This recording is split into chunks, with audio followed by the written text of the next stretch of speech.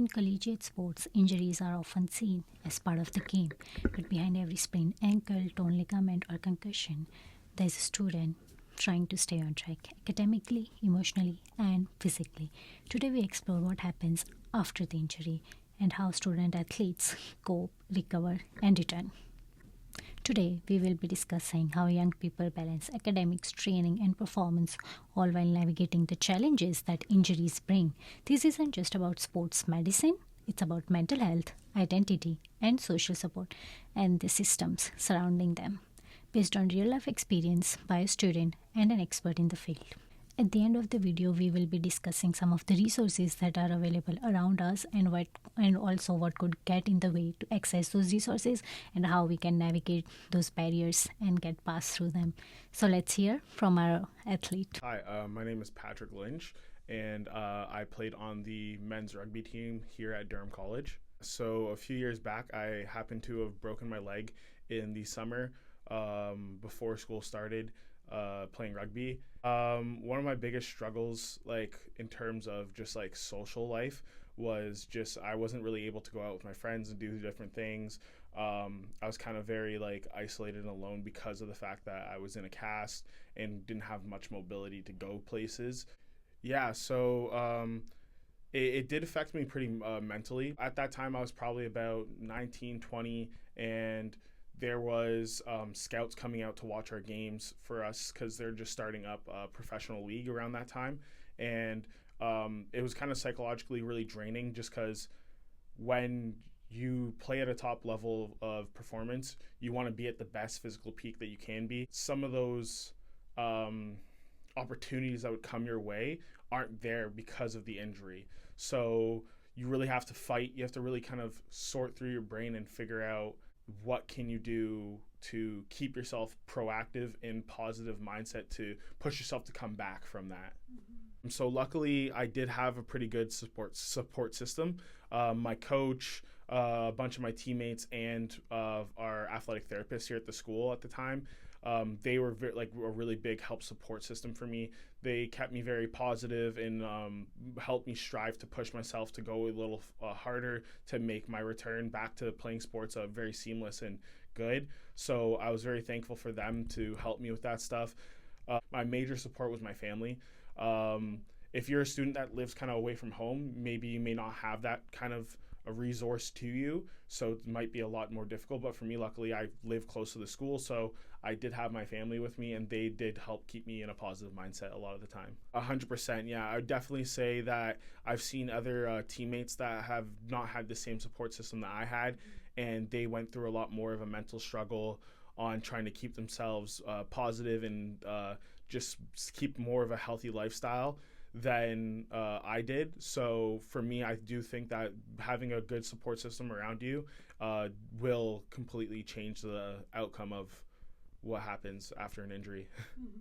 I would say that it's still a thing, 100%, especially in the sport that I come from, rugby. We kind of call concussions the word you do not speak, like Voldemort. So it's still definitely a thing. I think that we're getting a little bit more better at becoming a little bit more vocal, especially because when you're playing the collegiate level, or even if you're playing a little higher than that, and you have a scholarship or something like that, that can also get pulled from you if you don't perform the way that they're expecting you to. You also have to really work your ass off to keep that mindset of I'm a worker, I'm a hard worker, I'm gonna do my thing, and push yourself to be the best. So there is still a stigma, especially within rugby. Hopefully that starts to turn a little bit more, but I know it's gotten a lot better with a lot of different people speaking out in different communities across the world, especially in our sport, where they're saying mental health is a real thing. Yeah. Let's stand up for each other. Right. So I'm also an advocate of hoping to change that. So we'll see what happens. Don't be afraid to speak up if you are going through something. So yeah, stay positive and try to push through it, and just trust the people you love, because they love you and they'll be there for you. So there were some of the insights into the event by someone who's lived through it. Now let's hear from the professional wellness coach. So my name is Heather Bickle. I'm a wellness coach with Athletics and Recreation through the Campus Health and Wellness Center. So the one thing I will say to kind of frame all of this is that injury is not just a physical event. It is a mental health, but also an identity event. Right. Especially for athletes, so much of our identity is woven in with our sport. For many individuals, it's almost like if sport is the language in which you always express yourself, Right. you're feeling very silenced Right. during an injury. And so a lot of what happens, the struggles that happen afterwards, is not only are we navigating that physical recovery and rehabilitation, but we're also perhaps for some of the first time navigating, well, who am I if I don't have this aspect of my identity, if I'm not able to perform at this level? Some other things that happen here is we can sometimes develop a fear of re-injury, fear of, will I be able to get back up to that same level? And for many of us, we might recognize longer lasting implications and longer lasting setbacks. And so there may be this fear that can be developed, which can be really hard navigating through. What I notice often as well is we can also really develop, or it brings about, more catastrophic thinking. So sometimes referred to as black and white thinking, this kind of all or nothing approach. Well, if I can't be on the field and playing that same level of playtime, well then, what's the purpose? And so it can be really hard for us to, in recovery, recognize the growth that we're having when it feels like a much slower pace than we're used to.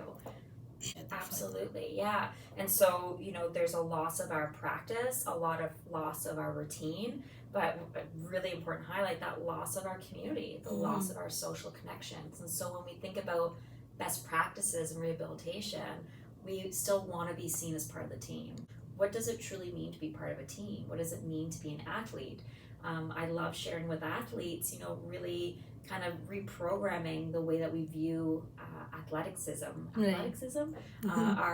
We really view our sense of identity when it comes to being an athlete. Yeah, we call these maladaptive coping mechanisms, right? And what we recognize is, some of our tools can be healthier. Some of our tools can have less long-term negative implications. And so often when we look at our coping tools is we're looking for easy, especially with a physical injury, or when we're facing setbacks. We're not looking for challenge. We are already in challenge. We're already being forced to grow in new ways. And so unconsciously, we are often choosing maladaptive coping mechanisms based on their ease of access. And so it can be harder for us to really kind of slow down and recognize that some of these tools, which can be a little bit complicated at first when we're first using them, how healthy it can be and how beneficial it can be, not to always choose the McDonald's, but choose some of the coping tools that long term have a much more positive impact to our recovery. And also too contributing to that sense of identity. Many of us, our coping mechanisms are also intertwined with how we see ourselves. When we talk to individuals, maybe they practice yoga and they're really proud of their abilities, but also the community that they're building there. It also is really interesting how our coping mechanisms weave into our sense of identity and our social connections and belongings as well. So we start to see how layered and how complicated this all can be. I think, when we talk about holistic care and viewing recovery through a holistic lens, it's recognizing that we actually can't segment any of these pieces, how intertwined they all are. In Canada and here at the Campus Health and Wellness Center, we utilize something called a biopsychosocial model. And so we recognize that there is genetics, there is biology, there are physical things like an injury to our ankle, but then there's also more of the psychological, the thinking, the emotional response, that sense of identity. But then there's this social aspect as well, our culture and our community. Social determinants of health are a huge impact to our recovery as well. So you mentioned social economic connections.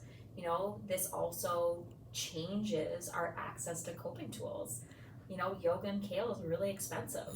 And so we might not have grown up always having access due to where we're living, due to our culture, due to our financial access, due to our educational background, to some of these more healthier coping mechanisms. Even our communication styles are very much shaped by these social determinants of health. And so I wouldn't say that I see necessarily one key area being kind of the largest struggle. I think really overall it's really how all of these come together and influence that students really struggle with is don't dismiss a good night's rest, don't dismiss time management skills, don't dismiss good friendships and healthy friendships. All of these will contribute both to your physical injury recovery, but also in how you are developing a holistic wellness foundation. I would say, there are tangible things that we can be doing mentally while we are also receiving the physical care for a sports injury. And so some things that we can be doing is really trying to shift that kind of mindset from, why me? Why did this happen? To what now? And really feeling empowered to be an active participant in our recovery. And although basic and simple, there are tools that we can be doing that can be supporting the physical recovery. So whether this is catching our catastrophic thinking, whether this is staying part of a team and continuing to build that kind of social support as a bit of a web of safety underneath us while we're physically bringing our game back up. Slowing down and examining, when I look holistically, what are some things that maybe I'm feeling a little bit more in control of? I'm not in control of my sore ankle or my broken ankle right now, but can I be a little bit more in control of my time management and how I'm resting my body, how I'm nourishing my body? I think the biggest takeaway is to know that you have some advocacy, some efficacy here to support your physical recovery through more of a mental health foundation, more of a mental health pathway. So that were some of the perspectives from the professional point of view. In the article by Liu 2025, the effect of peer support on psychological rehabilitation in injured collegiate athletes, the mediating roles of resilience and perceived stress, mentions that sports injuries are a significant concern for collegiate athletes, which often lead to mental issues including anxiety, depression, and even somatization.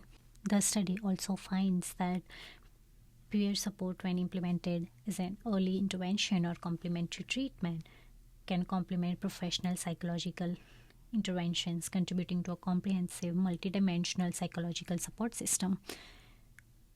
Systemic training programs are essential to equip peer counselors with skills such as emotion recognition, active listening, and supportive communication, ensuring they possess the expertise required for effective intervention. In conclusion, this particular study provides empirical evidence for the role of peer support in the psychological rehabilitation of collegiate athletes recovering from sports injuries. In the future research, it also states that future research should focus on integrating peer support with professional psychological interventions, fostering the development for multidisciplinary collaborative support systems that address athletes' psychological needs and promote their comprehensive recovery and development. In another study by Young 2023, titled Experiences of Current National Collegiate Athletic Association Division 1 Collegiate Student Athletes with Mental Health Resources, it states as a result that the participants shared how they balanced life as a college student, academic stressors, performance expectations, and a sport-first mindset they perceived from coaches and support staff. In the conclusion of this study, they found that collegiate student athletes expressed mental health concerns due to stress and the demands of sport participation. Lack of sport specificity and lack of access gets in the way of accessing those resources. In conclusion, they also found that one of the reasons for student athletes to not reach out to resources was not very aware of the resources available to them. We would want to advertise those resources that are available to student athletes in a way that they get access to it and they know what is available to them. It can be influenced by accessibility, advertisement, and scrutiny from others.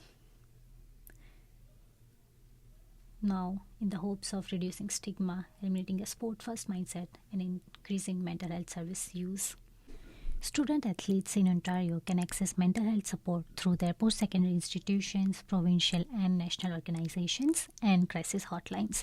There are specialized programs like the Student Athlete Mental Health Initiative and Crisis Services. Organizations like Canadian Mental Health Association and the Canadian Centre for Mental Health and Sports offer support for athletes at various levels. So now, at the end, all I would like to say is, if you are or someone you know who might be struggling or going through something similar, pick up your phones and let's speak up and stand together with each other.